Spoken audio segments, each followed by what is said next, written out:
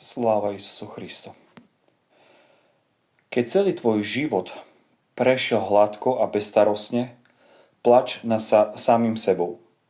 Lebo aj evanjelium skúsenosti ľudí jednohlasne tvrdia, že nikto, kto po sebe na zemi zanechal veľké a užitočné dielo a potom sa preslávil na nebesiach, nie je bez veľkých ťažkostí a trápení. Ak je teda tvoja životná cesta celá presiaknutá potom a slzami za dosiahnutie spravodlivosti a pravdy, raduj sa a veseľ sa, lebo je skutočne veľká tvoja odmena na nebesiach.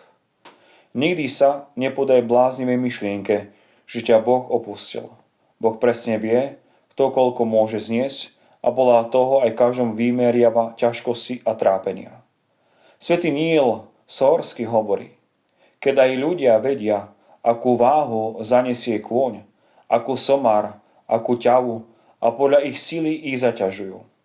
Keď aj hrnčiar vie, aký čas treba držať hrnce v ohni, aby ani nepopraskali a aby sa nezostali nedopálené, o to viac, ako by Boh nevedel, koľko pokušenia, na ktorú dušu treba dopustiť, aby ju učinil hodnou a dôstojnou pre nebeské kráľovstvo.